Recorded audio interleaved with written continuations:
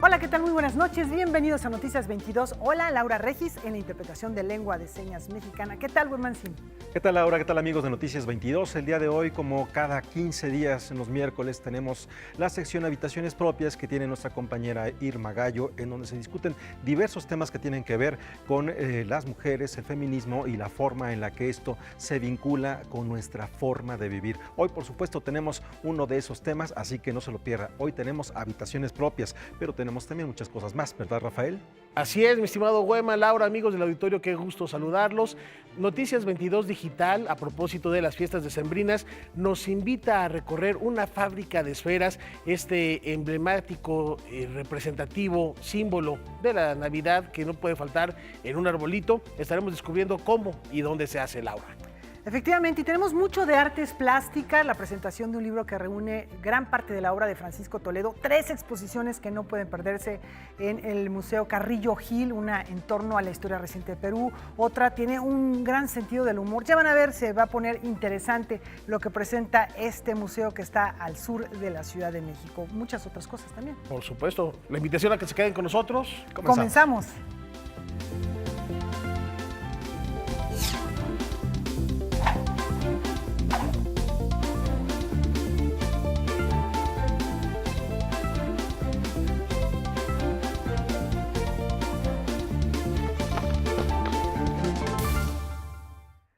Iniciamos con un reconocimiento. El Senado de la República entregó hoy la medalla a Belisario Domínguez, el máximo reconocimiento del Congreso mexicano al periodista Carlos Payán, quien es fundador y exdirector del diario La Jornada. En sesión solemne realizada en la antigua casona de Xicoténcatl, el periodista Carlos Payán Belver recibió la medalla de honor Belisario Domínguez, la máxima distinción que otorga el Estado mexicano por su contribución a la defensa de los derechos humanos y la libertad de expresión.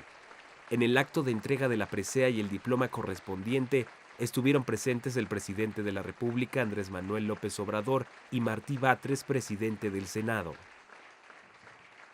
Me otorgan la honrosa medalla Belisario Domínguez cuando llego ya al último trecho de mi camino y poco a poco he empezado a decirle adiós a las personas, a los animales, las cosas, los libros y los lugares que tanto he amado en esta vida. Me iré sin saber hacia dónde, hacia qué profundidades de la nada y del olvido, y me iré con la inquietud de no solo ser yo, ser individual y por tanto insignificante el que se encamina hacia el final, sino que el drama tiene dimensiones cósmicas irreparables. Es la humanidad entera la que parece encaminada a un desenlace fatídico. Al hacer uso de la palabra, Payán condenó el regreso del fascismo y el avance de la ultraderecha en todo el mundo. Yo quisiera que los muros, aquí va mi quevedismo, que los muros que levanten en esta patria mía no sean para separar a los pueblos, sino murallas, ay carajo, sino murallas de valor y buen juicio que nos protejan del embate y el yugo de todo fascismo. Carlos Payán, quien vive actualmente en Cataluña, en los Bajos Pirineos, alejado de la política y el quehacer periodístico, pero no de la defensa irrenunciable de este oficio, concluyó su discurso con una dedicatoria especial. Este reconocimiento que hoy me honra, quiero compartirlo con todos ustedes y dedicarlo a este México de hoy, con la alegría y la esperanza de que logra afianzarse en la libertad, la igualdad y la justicia. Pero también la quiero dedicar a todos los periodistas muertos en nuestro país que están sembrados a lo largo y ancho de toda la República. A ellos más que a nadie.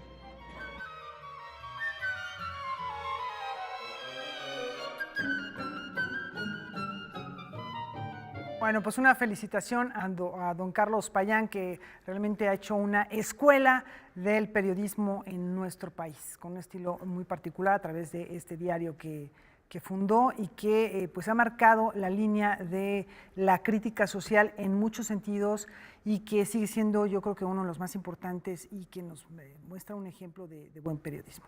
Indiscutiblemente, Laura, porque a pesar de esta visión pesimista que tiene el maestro Payán, siempre el sentido humanista se antepone y la reflexión y la dedicatoria que hace lleva una doble intención, que es precisamente voltear alrededor y detener eso que está sucediendo. Así es.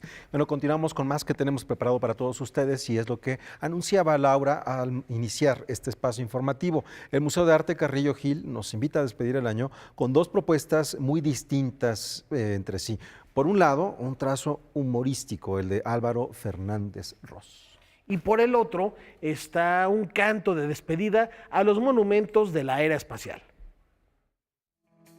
Dos artistas contemporáneos ocupan los gabinetes del Museo de Arte Carrillo Gil. En el primero se nos muestra el trabajo de Álvaro Fernández Ros, artista mexicano que trabajó en el diario El País por años y que ahora desarrolla proyectos propios. Su trazo posee un humor blanco, sin caer en el albur o el doble sentido, pero sí en la reflexión.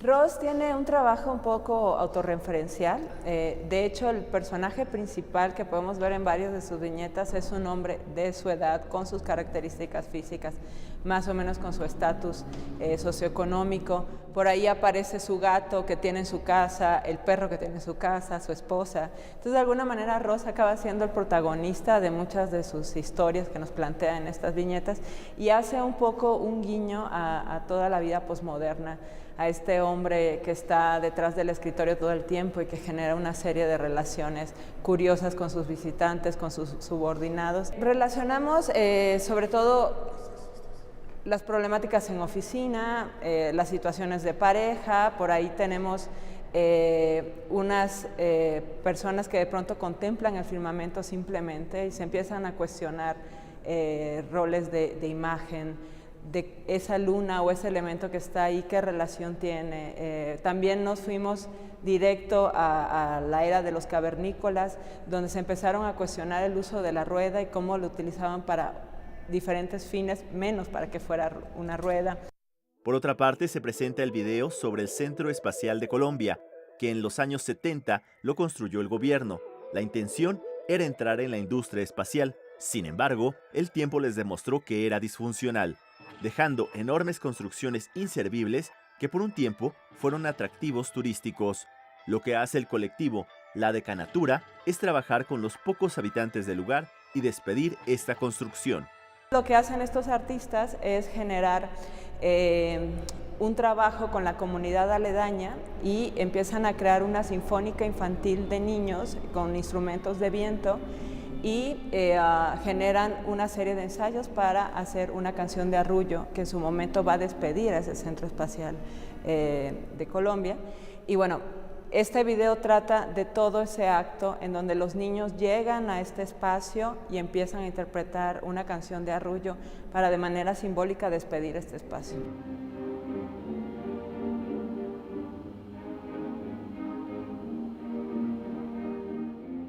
Ros Viñetas 2015-2018 y Centro Espacial Satelital de Colombia ya pueden ser visitadas en el Museo de Arte Carrillo Gil. Noticias 22, Alberto Aranda. Bueno, dos exposiciones que atrapan atención. Hay muchas exposiciones en estos días. Buena oferta, Rafael, tenemos para el cierre del año. Aprovechar las vacaciones al máximo o también, ¿por qué no darnos una vuelta al cine? Mucho hemos hablado de la película Roma, pero hay otras producciones también mexicanas que han estado triunfando en el extranjero, Laura. Efectivamente, Rafa Huemancin, y esta es una de ellas. Ya muy pronto, en breve, la vamos a poder disfrutar en la Cineteca Nacional. Se trata de una pieza que se realizó en el corazón de la cordillera guatemalteca. Ahí estuvieron los cineastas Ana Bojorquez y Lucía Carreras, que pues han llevado a cabo esta película titulada La casa más grande del mundo.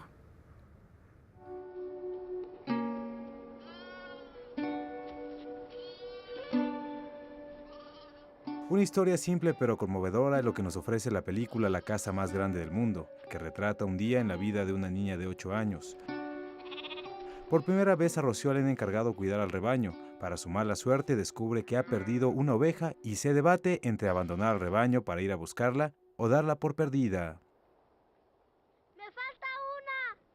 Es muy difícil la distribución de una película con estas características. No es una película con actores conocidos, no es una comedia romántica, ¿no? Entonces a veces es, casi todo el tiempo es muy difícil moverla. Entonces decidimos distribuirla de forma independiente, por eso se tardó un poquito. La historia se desarrolla en la Sierra de Cuchumatanes, en la cordillera guatemalteca, un lugar de ensueño rodeado de niebla.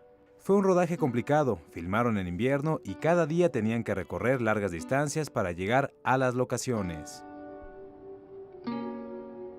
Fue un rodaje difícil, sí, en contra del tiempo, tuvimos muy poquito tiempo para encontrar a los niños, muy poquito tiempo para ensayar, fue un rodaje de 4 semanas y media en condiciones difíciles.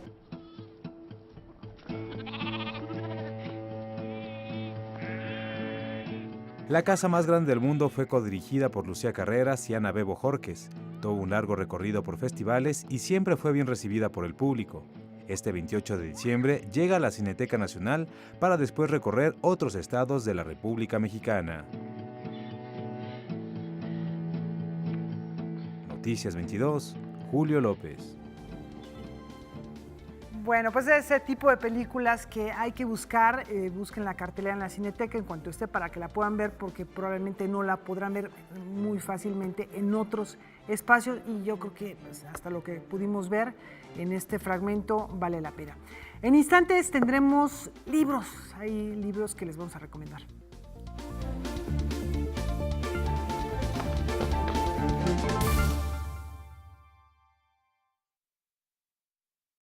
Desde hace algunos años, la pianista Ana Gerard ha consagrado sus esfuerzos a acercar la música de concierto a niños y jóvenes. Sus aliados en esta empresa son bichos tan singulares como un grillo o un abejorro. El vuelo de un abejorro, el diario de una mosca y el sonido de una tarántula son algunos de los elementos que integran el libro Bichos, Introducción a la música de concierto. Con textos de la pianista Anna Gerhard, esta publicación es la cuarta de una colección que busca enfocar la curiosidad de los niños en obras artísticas inspiradas por diferentes animales. Cada uno de estos libros tiene un disco, que es casi lo más importante, digamos, y cada disco tiene 20 piezas de compositores que van desde el Renacimiento, o sea, de hace 500 años hasta nuestros días. Y hay unos compositores más conocidos, otros menos, pero todos buenísimos. Por ejemplo, en este encontramos pues, de Beethoven, de Bartók, de Prokofiev, de Händel, ¿no? O sea, que son como los más conocidos, de Revueltas. Ilustrado por Mauricio Gómez Morín, el libro abarca 2 páginas por cada pieza del disco, en el que se pueden escuchar composiciones como Tarantela, Sonidos Bastardos, del guitarrista clásico esloveno Johann Kaspar Merz, o El Grillo, del compositor flamenco Josquin de Preux. Y además de la ilustración de cada bicho, viene una pequeña biografía del compositor que escribió la pieza, viene un poco de información sobre el bicho que vamos a escuchar, ¿no? La hormiga, el renacuajo o la pulga, y después viene también como una guía de audición para que los niños sepan, bueno, cómo le hizo el compositor para hacernos escuchar una pulga, por ejemplo, ¿no? O sea, ya una cosa un poco más técnica, qué instrumento fue, qué ritmo, qué armonía. Bichos, Introducción a la música de concierto es una publicación de editorial Océano Travesía. Noticias 22, Karen Rivera. Bueno, es una propuesta fascinante para evocar la memoria y acercar no solo a los jóvenes, sino a todos, hacer también este ejercicio, ahí voy a revelar mi edad, pero cuando pasaban el Avispón Verde en la televisión, uno escuchaba de fondo a Rimsky-Kórsakov, claro, precisamente con El vuelo del abejorro, una variación, una adaptación al mismo, y ahí estaba. Cuando uno veía El llanero solitario, era Guillermo Tell sonando, Rossini, y bueno, cuando veías a Bugs Bunny, El barbero de Sevilla. Sí, por supuesto. Eran con la mejor música, y uno no lo sabía, pero le gustaba y lo disfrutaba, entonces, bueno, pues es una buena oportunidad. Buena recomendación, Rafa. Así es. Y bueno, no importa la edad, creo que lo temático te permite aproximarte de una manera distinta a ese universo musical que es el canon occidental, ¿no? Indiscutiblemente. ¿Qué más tenemos? Bueno, pues algo que nos propone la Universidad Michoacana, que es un viaje muy luminoso. Así es, tiene que ver con la obra de Alfonso Reyes en compañía de quienes fueran sus cómplices intelectuales. La relación interdisciplinaria de Alfonso Reyes con personajes michoacanos es presentada por Alberto Donato en el voluminoso libro Alfonso Reyes y la inteligencia michoacana 1909-1959, hacia la universalidad de la ciencia y la cultura mexicanas. Es una coincidencia que desde muy jovencito don Alfonso haya tenido amigos michoacanos. Uno de los primeros fue un notable lingüista, o que va a ser notable lingüista, es nada menos que Mariano Silva y Aceves. Después vendrán otros michoacanos que se van sumando. No todos los personajes que integran este volumen se dedicaron a las letras como el maestro Reyes. Hay de muchas disciplinas. Es un hombre verdaderamente universal, porque no solamente tenía amistades de diferentes disciplinas, sino que él mismo, a veces, él incursionaba en ellas. Entonces, bueno, también hay que decir que era un hombre de instituciones. Era un hombre que le gustaba justamente crear instituciones, colaborar con ellas, acrecentar el caudal que había de las instituciones culturales aquí en México. Pascual Ortiz Rubio, Lázaro Cárdenas, Alfonso García Robles y Eduardo Villaseñor, entre otros, tuvieron un objetivo común. México. O sea, para ellos no había esta cosa de que a ver cuándo hacemos, sino hay que hacerlo, ¿sí? Y con lo que se tenía, se empezó a construir. El Colegio de México, como el Instituto Nacional de Cardiología, como el Instituto de Salubridad y Enfermedades Tropicales, que ya desapareció, etcétera, fueron instituciones que empezaron poquito a poco. El grueso volumen es un documento invaluable para estudiosos y para alfonsinos, pero no exclusivamente para ellos. Es para todos los interesados que quieran saber quién es Alfonso Reyes, qué hizo, qué rumbos estaba tomando, cuáles eran sus intereses. Con información de Salvador Perches Galván, César H. Meléndez, Noticias 22. Y ya que estamos hablando de transversalidad y de interculturalidad, ¿qué les parece si ahora nos vamos con otro gran personaje que también se ve reflejado en una obra literaria, Francisco Toledo? Francisco Toledo es de los artistas internacionales más importantes. A sus 78 años continúa experimentando con materiales y soportes. Desde la antigua antequera, produce obra con múltiples referencias culturales. Por ello, es que los 4 volúmenes que publicó Fomento Cultural Banamex sobre su trabajo fueron una labor que les tomó varios años. Realmente sí es un salto cuantitativo importante que va a permitir que se detonen muchos estudios para que el gozoso de Toledo lo conozca mejor, pero que también los especialistas y los jóvenes que a lo mejor no conocen tanto a Toledo tengan esta oportunidad de conocerlo. El proyecto comenzó en el 2012.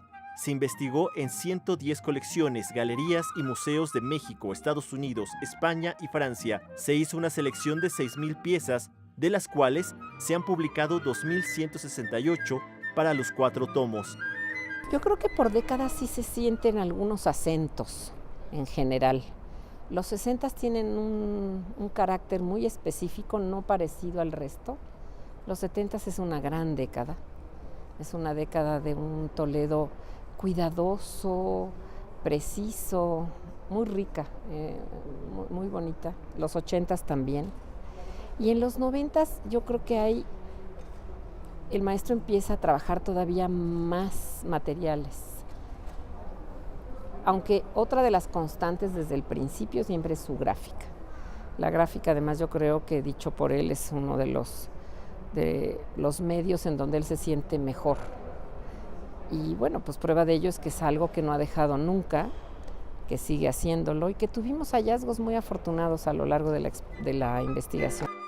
Uno de los descubrimientos de esta investigación son las pruebas que tenía Mario Reyes, grabador de Toledo por 30 años. Estas piezas no solo dan muestra de cómo Francisco Toledo trabajó directamente en la placa, sino que son el punto de partida para la obra que se encuentra en el acervo del Yago. Tiene una cultura universal muy amplia y un arraigo y un cariño por el terruño también extraordinario. En los títulos primordiales se advierte muy bien, porque es un tema en donde, bueno, pues están los títulos de las mojoneras de los linderos de Juchitán, que incluso hicimos una nueva lectura, una nueva paleografía para poder hacer el capítulo, y la doctora Cristina Torales, que es historiadora de la Ibero, hizo la interpretación histórica de esta afición del maestro por los títulos de Juchitán. Los 4 tomos ya están a la venta en el Palacio de Iturbide, en la Ciudad de México. En el 2020 se espera que esta obra pueda estar en internet, así como un catálogo de la gráfica de Francisco Toledo. Noticias 22, Alberto Aranda.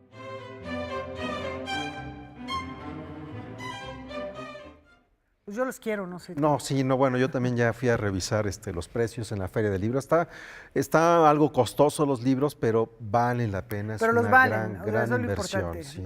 los valen, porque una recopilación de estas dimensiones creo que no se había hecho. Hay muchos libros que se han publicado Francisco Toledo, pero esto es una recopilación y con una publicación con esta calidad, este nivel de impresión, de reproducción. Sí, es una gran edición la que ha hecho Fomento Cultural Banamex, y además es un gran personaje, Francisco Toledo, y como mencionas, Laura, hay muchos libros que por fortuna se han editado en torno a la obra de Francisco Toledo. Estos están verdaderamente hermosos. Y que siga tan activo y tan productivo en el campo, no solamente de la creación propiamente, sino también de la promoción de la cultura, de la defensa de los derechos culturales. Es una bendición contar con él. Así es. Bueno, continuamos con más que tenemos aquí en Noticias 22. En diversos libros y durante más de 20 años, el antropólogo Roger Bartra ha dedicado amplias investigaciones al mito del hombre salvaje. En Los salvajes en el cine, el doctor Roger Bartra demuestra que el mito del salvaje sigue vivo a comienzos del siglo XXI. Es una antigua tradición, principalmente europea, que define al salvaje no como se utiliza hoy el término, como digamos, los salvajes de Oceanía, de África y de América, etcétera, sino es un mito más antiguo que resulta que ha encarnado en el cine. Es un mito que tiene sus orígenes en Grecia y aún antes, ¿no? Es la idea de que hay unos seres que son híbridos de bestia, de animal, por un lado, y de humano. Y esa mezcla genera un ser mítico especial que es el salvaje. En el cine encontramos diferentes tipos de representación del salvaje, siempre con la dualidad animal-humano, y se presenta en diferentes modalidades, desde las películas que retoman historias de salvajes reales. Como el antiguo caso de finales del siglo XVIII de Kaspar Hauser, por ejemplo, o también del siglo XIX. Kaspar Hauser es posterior, del siglo XIX, de Julia Pastrana en México, etcétera. Que nuestra paisana, de hecho, es la que inaugura el libro. Sí, ella inaugura el libro con una película italiana que se basa en ella. Están estos ejemplos, la gran película de Truffaut, El niño salvaje, L'enfant sauvage. Después tenemos los casos de salvajes ya completamente imaginarios, sacados de la prehistoria, sea seres prehistóricos, ¿no?, semibestiales que aparecen en el mundo moderno, o bien películas que recrean al salvaje en la prehistoria. Ese es todo otro capítulo muy interesante. Después, posiblemente el más espectacular y significativo de todos son los superhéroes salvajes. Son los superhéroes muy conocidos que mezclan a un animal con un humano, como Batman. Para su estudio, el Dr. Bartra mayoritariamente se enfocó en el cine más influyente a escala global, el hollywoodense. Una cosa muy interesante del mito del salvaje en el cine es que es mucho más revelador en las películas malas, en las películas de serie B, de bajo presupuesto. A veces es más revelador el salvaje de las películas más malas, ¿no? Por eso aquí no he discriminado entre las grandes películas como El niño salvaje de Truffaut, Odisea 2001, Odisea del espacio de Kubrick, etc. Sino las he puesto todas porque lo que me interesa es la estructura del mito. Los salvajes en el cine es un divertido libro, no solo para cinéfilos. Está lleno de anécdotas, de historias de las películas y de muchas ilustraciones. Con información y texto de Salvador Perches Galván, Óscar Helguera, Noticias 22. Hay que leer a Roger Bartra y, por supuesto, rescatar esta memoria filmográfica que suena muy atractiva, muy interesante, y volver también a los clásicos que retratan a los salvajes. Lo platicábamos mientras veíamos esta nota. Está Robinson Crusoe con Viernes, que se lo encuentra ya en la isla desierta. Comentados de los viajes de Gulliver. Los viajes de Gulliver, la versión sin censura, no la versión de muñequitos ni de monitos, no.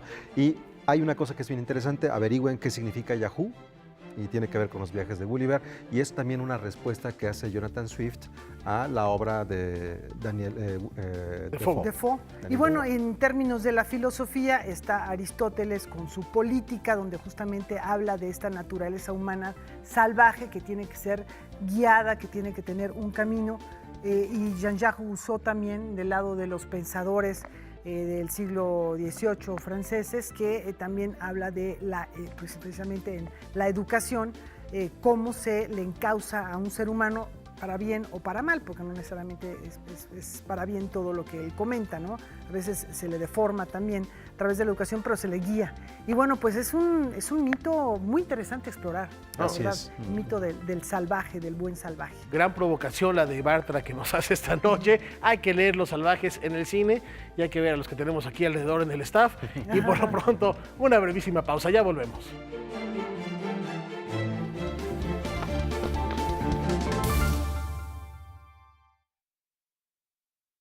Continuamos aquí en Noticias 22. Vamos a visitar otra exposición del Museo de Arte Carrillo Gil. Ahí hay testimonio a través de la creación artística de uno de los capítulos más cruentos de la historia reciente de Perú. Los conflictos armados que ocurrieron en Perú entre 1980 y el 2000 son abordados por distintos artistas. Esta colección de más de 100 piezas forma parte de la exposición Memorias de la Ira, Arte y Violencia en la colección del Museo de Arte de Lima. Las piezas reunidas acá de alguna manera exploran, analizan críticamente lo que llamamos el periodo del conflicto armado interno en el Perú, que básicamente va de 1980 al año 2000 y que es un periodo que es investigado oficialmente por el Estado peruano a través de una Comisión de la Verdad y Reconciliación que emite un informe en el año 2003. Son años en los que hay un conflicto interno por el levantamiento de grupos terroristas, en particular el Partido Comunista de Perú Sendero Luminoso, que tiene como su líder, o sea, la figura más dirigente, Abimael Guzmán Reynoso, que se levantan en armas contra el Estado peruano. La muestra, la cual puede ser visitada en el Museo de Arte Carrillo Gil, busca construir memoria y saber qué pasó en el Perú. Destacan las portadas de libros que fueron utilizados como herramienta ideológica, así como 31 cuadros o tablas pintadas en técnicas tradicionales, pero que en lugar de imágenes costumbristas, narran hechos violentos que vivieron comunidades rurales. Se puede ver desde registros de fotoperiodismo, ¿no? Fotografía documental, hay casos ejemplares, por ejemplo, del trabajo de Carlos Domínguez, el Chino Domínguez, que te permiten de alguna manera ver directamente lo que estaba ocurriendo al interior del país, por ejemplo, ¿no? Son imágenes que circulaban en prensa. Tienes, por otro lado, en algunos casos, acciones directas de artistas en respuesta a casos específicos. Por ejemplo, tenemos en la muestra el caso de dos artistas, uno es Eduardo Villanes y el otro es Ricardo Vice, quienes hacen dos acciones, hacen algunas acciones en respuesta a una ley de amnistía que se da en el año 95 a miembros del Grupo Colina, un grupo paramilitar que realizó la desaparición y el asesinato, ¿no?, por ejemplo, de 9 estudiantes y un profesor en un caso que se llama La Cantuta. Pero también se reúnen piezas que son reflexiones posteriores, ¿no?, sobre los fundamentos ideológicos de muchas de estas cosas, o sea, que son reflexiones sobre cómo construir memoria y tratar de pensar y repensar desde nuestro presente qué es lo que ocurrió en nuestro país. Con información de Alberto Aranda, Noticias 22. El Museo Casa Estudio Diego Rivera y Frida Kahlo rescatan de la memoria algo que hay que ver, Rafa. Son 9 destacados artistas cuya producción plástica está inserta en la denominada Escuela Mexicana de Escultura. Recuperar a 9 escultores y sus obras es el propósito principal de la exposición Escultores en Estudio, Apuntes de Investigación, la cual se presenta en el Museo Casa Estudio Diego Rivera y Frida Kahlo. Básicamente son escultores que se han mostrado desde hace varios años y que hoy tienen un punto culminante con estos 9 artistas muy conocidos y reconocidos en su tiempo y que posteriormente fueron perdiéndose en la memoria de la historia del arte. La muestra reúne el trabajo de Abraham Jiménez, Alberto de la Vega, Carmen Carrillo de Antúnez, Firias Elizondo, Guillermo Toussaint, Isaías Cervantes Rodríguez, José Lorenzo Ruiz Hernández, Juan Leonardo Cordero y Manuel Centurión. Todos ellos pertenecen a la Escuela Mexicana y dejaron obra en distintos estados del país, gracias a una política pública que impulsó su trabajo. Estuvieron muy ligados a instituciones, mucho de la escultura monumental y también privada, digamos.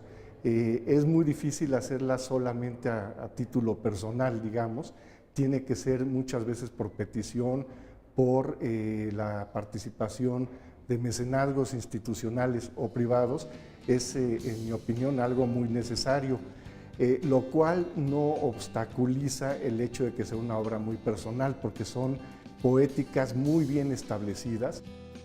Las esculturas de estos creadores reflejan distintos rasgos, van desde lo nacionalista hasta cuestiones más clásicas, pero siempre con un rasgo muy personal.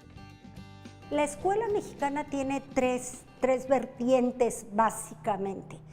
Voltear y ver la escultura prehispánica y sobre esa desarrollar las nuevas expresiones sin perder la pesadez, sin perder el cubo, con pocos vanos, casi ningún vano, ¿no? Digo, vea la Coyolxauhqui, o sea, todo es pétreo, ¿no? Pesado, es un cubo y sobre eso van haciendo.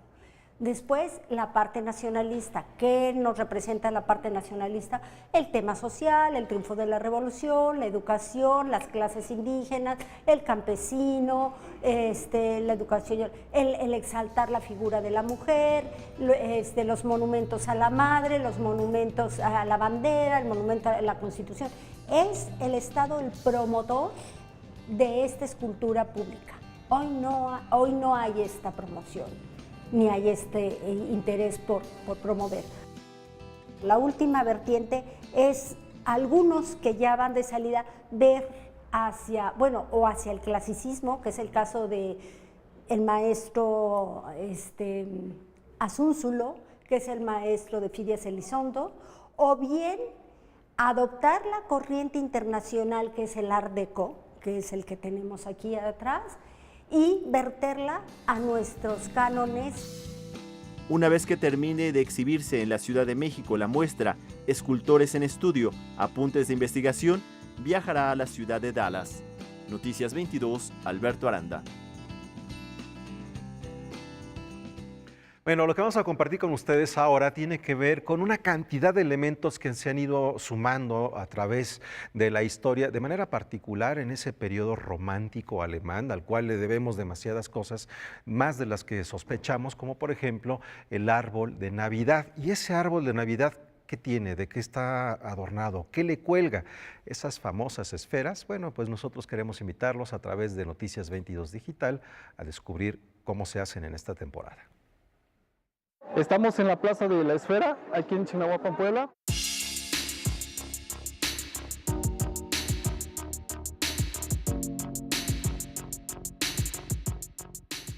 Tenemos desde la esfera más pequeñita hasta la esfera más grande y todo depende de la decoración, porque hay esfera que se lleva mucho tiempo, hay esfera que se lleva poco tiempo. Fabricamos todo el año, pero dedicamos cierto tiempo.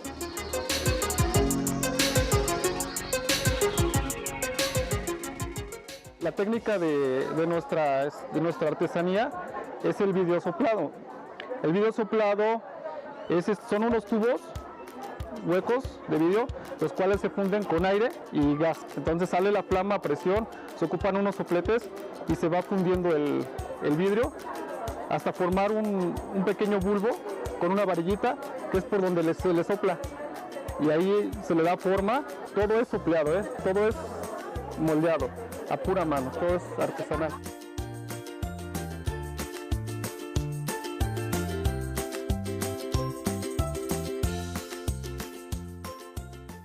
Vidrio, que es el primer proceso del globeado. Después de ahí sigue el metalizado o el plateado. El metalizado es con aluminio y el plateado es con nitrato de plata. Ese es por dentro, la esfera queda plateada por dentro. Después del proceso se pinta. Ya la esfera, ya que agarró un tono metalizado, ya se pinta en diferentes colores. Después del pintado sigue el decorado. Todo el decorado es con pincel. Todo se decora con pinceles, diamantinas, o se ocupan mucho material. Por ejemplo, para hacer las flores se ocupa pintura vinílica, es agua. Y hay pinturas, por ejemplo, para hacer estas que son pinturas a base de esmalte o de lacas, que es la transparente. Ese se decora y después se deslava la esfera, se deslava con sosa. O sea, estos procesos son muy delicados, ya que la sosa pues te daña la piel, quema. Ya después se deslava la esfera y ya encima se le empieza a dibujar con diamantina para que quede bien.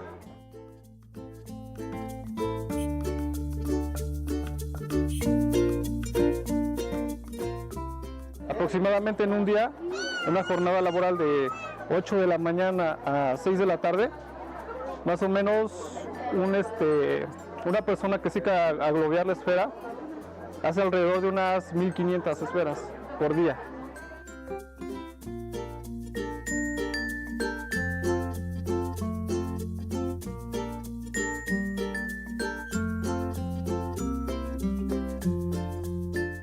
Bueno, pues ahí está esta tradición de las esferas y mañana vamos a tener más acerca de este ambiente prenavideño, ya navideño.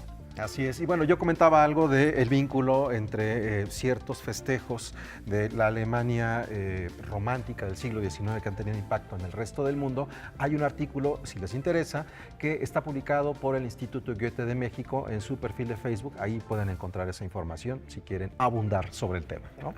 Me parece una muy buena idea. Y es momento de hacer una pausa al regresar a Habitaciones Propias aquí en Noticias 22.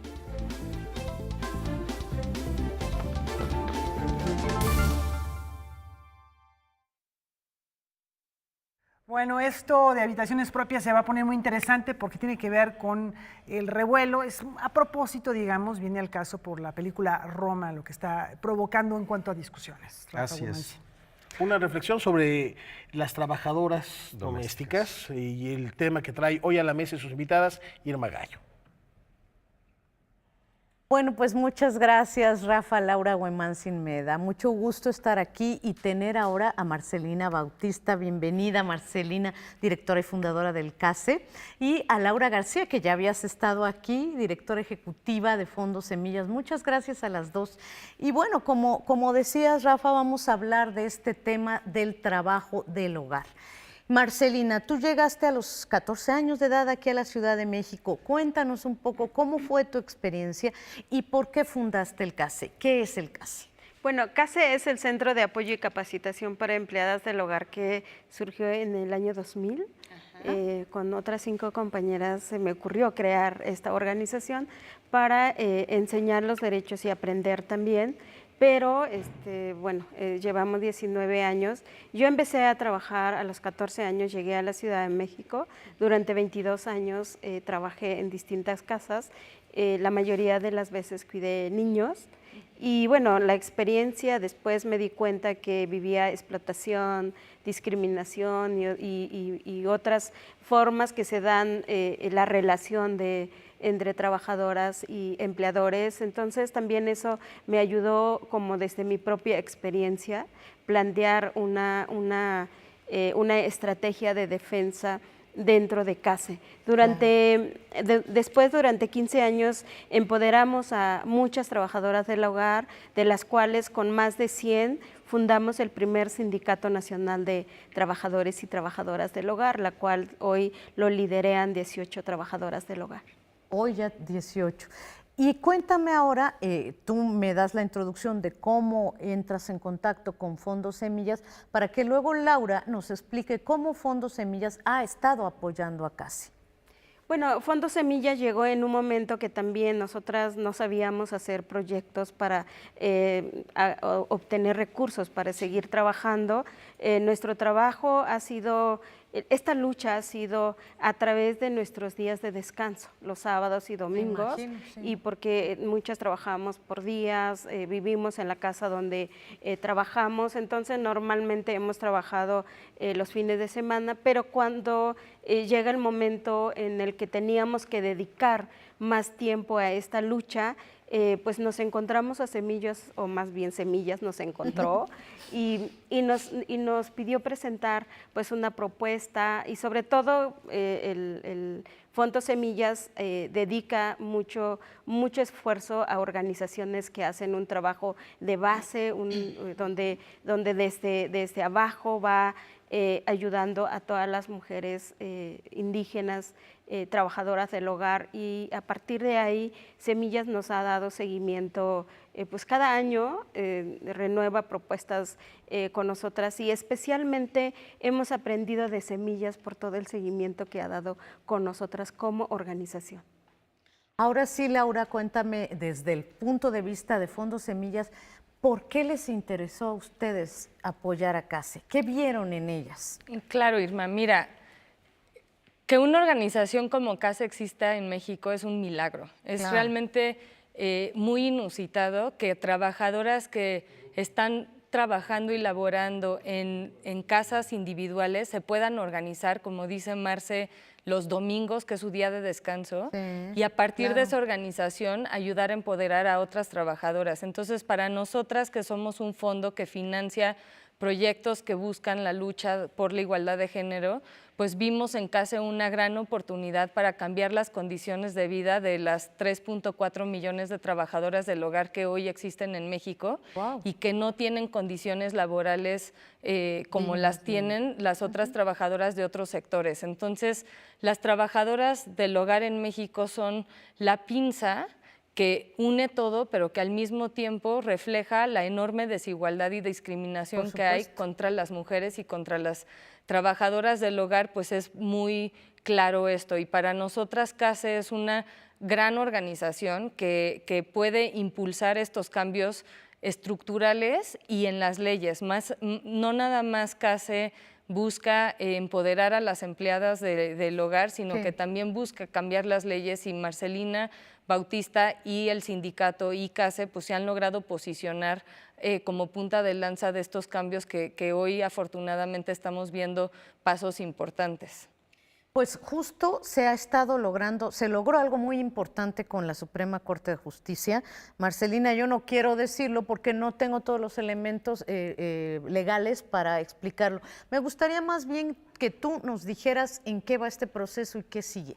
Bueno, la Corte en principio había llegado una trabajadora del hogar que trabajó cerca de 50 años en una casa, y cuando se retira ella pide su indemnización y se va a conciliación, después a la Corte, y la Corte iba a sacar una resolución donde dice donde le dice a los empleadores que no tienen ninguna obligación de dar seguridad social a las trabajadoras del hogar, porque eso no lo dice la ley. Y entonces, bueno, las organizaciones que estamos luchando en esto, hicimos una campaña muy fuerte para decir a Pérez Dayan que eso era inconstitucional y discriminatoria, que las trabajadoras del hogar no estemos fuera del marco legal. Eso se aplazó, y cuando saca la nueva iniciativa es cuando él reconoce esta forma discriminatoria en donde nosotras no estemos dentro de la ley del Seguro Social y la ley federal del trabajo, y ordena al IMSS para que crea un programa piloto para que las trabajadoras del hogar estemos inscritas, pero por la seguridad social obligatoria, ya que lo que existe hoy es un seguro voluntario, el cual pues voluntariamente hay pocas personas empleadoras que han asegurado a las trabajadoras del hogar, pero además de eso es que en el futuro las trabajadoras del hogar pues nunca íbamos a contar con una pensión como con este seguro obligatorio. Y para nosotras eso ha sido una decisión tremendamente avanzado en este país, donde las trabajadoras del hogar hemos sido excluidas de la Ley Federal del Trabajo cuando somos mencionadas en la Constitución, y también dentro de la ley del IMSS, donde hay un apartado o un artículo donde habla para la inscripción. Sin embargo, ha habido muchas excusas para incorporarnos a la ley, y bueno, finalmente se da este fallo en el cual pues hoy nos sentimos bastante bien por la lucha que hemos hecho por más de 20 años, pero sobre todo que esto nos enseña que las personas podemos ser beneficiadas, tanto empleadoras como trabajadoras del hogar. Ustedes dos y sus organizaciones, sus respectivas organizaciones, han estado muy atentas de la película de Roma de Alfonso Cuarón. Quiero, antes de que terminemos, ver que vean conmigo, con nosotros, una entrevista que mi compañero Julio López hizo a las protagonistas de la película Roma, a Yalitza Aparicio, supongo que a Marina de Tavira también. Vamos a verla y concluimos con ustedes. La fama es un dulce veneno y Yalitza Aparicio ha probado sus mieles. Se ha colocado en el centro de las miradas. Es la actriz del momento, la profesora oaxaqueña que acapara portadas de revistas, que viste distinguidas marcas. Vive un sueño, pero también se ha convertido en el blanco de críticas, burlas y descalificaciones. Voy disfrutando cada momento que se me está presentando. Estoy muy contenta porque hay muchas personas que me están apoyando en este aspecto para poder entender lo que pasa, porque es algo nuevo para mí, y pues siempre como que me siento muy segura cuando estoy acompañada de estas grandes mujeres porque pues me dan esa fortaleza de seguir adelante. He recibido muchos comentarios muy buenos sobre la película en redes sociales, y es algo que me motiva a mí para seguir adelante. Sofía y Cleo son las protagonistas de Roma. Dos mujeres de estratos sociales completamente diferentes, hermanadas por el sufrimiento, la soledad, la tristeza y el abandono. Sofía tendrá que hacerse cargo de sus hijos y Cleo tendrá que enfrentar su embarazo sola. Definitivamente, creo que es una película que habla de cómo las mujeres, aunque pertenezcan a mundos distintos, de pronto son abandonadas en su maternidad. Y tienen que sacar adelante lo que esto significa. En el caso de Sofía son 4 hijos que tiene que sacar adelante. En el caso de Cleo es toda la pérdida de un bebé y además vivir un embarazo sola en una situación no privilegiada económicamente y teniendo que trabajar. Sin embargo, el destino de Cleo es trágico. No importa que sea la heroína de la historia, al final tendrá que cuidar hijos ajenos, lavar su ropa, fregar sus pisos. Comerá en la cocina y dormirá en un pequeño cuarto. El servicio doméstico es una especie de esclavitud moderna. Creo que se han dado pasos en términos de la legislación de ciertos derechos de las trabajadoras domésticas, y creo que eso es importante, y espero que Roma logre más. Pero sin lugar a dudas, la película pone en el centro de su acción a una comunidad y a un género al que se le está en deuda desde hace generaciones. Debemos de comenzar ya a valorar ese trabajo que realizan las trabajadoras del hogar y darle ese valor a las mujeres que justo dejan a sus hijos para ir a criar a otros hijos. Entonces yo creo que es muy importante ya retomar como este mensaje, el valorar a las personas y a las mujeres. Roma es una de las 4 películas seleccionadas que aspiran a ganar el Goya. Tiene 3 nominaciones a los Globos de Oro y es favorita para llevarse el premio Oscar a la mejor película de habla no inglesa. Noticias 22, Julio López. Pues me quedo con esto de la esclavitud moderna. ¿Qué opinan? ¿Es esto el trabajo del hogar? ¿Es una esclavitud moderna? Creo que eso es muy claro. Roma es una película maravillosa, pero las trabajadoras del hogar lo vemos con ojos analíticos, en el cual tenemos que reflexionar sobre esa relación clasista que existe con las trabajadoras del hogar, a pesar de que pues hay un lazo muy fuerte, pero cada quien estamos en nuestro mundo diferente, y del otro lado no hay como esta mirada en el cual nosotras también tenemos sueños y nosotras tenemos pérdidas y nosotras también somos abandonadas. Entonces, pero también ver que en esta película, como en la vida real, porque es la vida real de Cuarón que cuenta y no ve más allá en lo que iba a causar la película, y nosotras justamente lo tomamos por eso. Por eso la película lo tomamos para concientizar y ver más allá de esta y de replantear la relación que se da con las trabajadoras del hogar. No es una relación de que somos parte de la familia o te queremos mucho, o al final muchas trabajadoras del hogar salvamos la vida de los niños, de las personas que cuidamos, y dejamos muchas cosas y nos atrevemos a hacer a lo mejor muchas otras cosas, pero de ese lado no se ve eso, ¿no? Estamos ahí, pero no nos ven, y mucho menos nuestros derechos laborales. Por eso también esta cuestión de la esclavitud, y ahora como maquillada en términos de que estás ahí, el horario de trabajo que es muchísimo, todo lo que hay que hacer, y hay que juntarnos con la empleadora para sacar a la familia, pero nadie se junta con nosotras o nadie ve lo que nosotras vivimos, ¿no? Por supuesto. Laura, ¿por qué ustedes decidieron trabajar junto a Alfonso Cuarón? ¿Les donó algunas funciones? ¿Cómo fue? ¿Estás de acuerdo con esta visión de Marce? Totalmente de acuerdo con Marcelina. Creo que al final, para lograr los cambios, todos los derechos que se han alcanzado son resultado de movimientos sociales. No hay ningún derecho que se conceda, se ganan. Y se ganan por organizaciones como CASE y como todos los movimientos sociales que están detrás del cambio. Y vimos que Roma era una gran oportunidad para levantar este tema que es invisible. Las trabajadoras son invisibilizadas en nuestra cultura y la gente prefiere no hablar de esto porque es muy incómodo, porque las trabajadoras del hogar están en el centro de los privilegios y de nuestra desigualdad. Sí, entonces vimos que Roma era una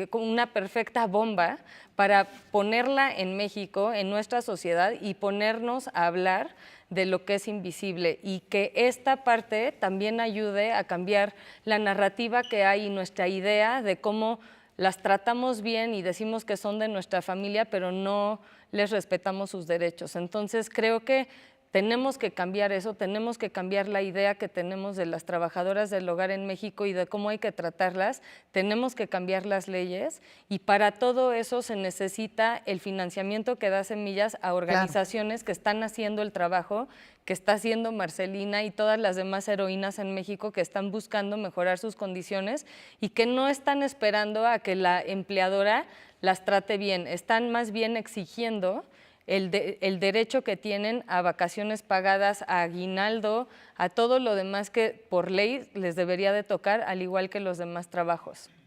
Pues yo les agradezco muchísimo, muchísimo de verdad a las dos que hayan venido, Marcelina Bautista, Laura García. Gracias. Ya saben, en las redes sociales, tanto de Fondo Semillas como de CASE, ustedes pueden colaborar. Podemos colaborar todos los días, podemos colaborar económicamente y sobre todo hacer conciencia de esta realidad. Se trata de derechos, no se trata de ser buena onda ni nada. Muchísimas gracias, gracias a todos ustedes, y volvemos con Huemansin, Rafa y Laura al otro lado del estudio. Muchas gracias. Qué extraordinario tema que nos debe hacer no solamente reflexionar, sino cambiar. Y creo que ya no nos alcanza tiempo ni para la música. Nos vemos mañana. Gracias. Hasta mañana, buenas noches.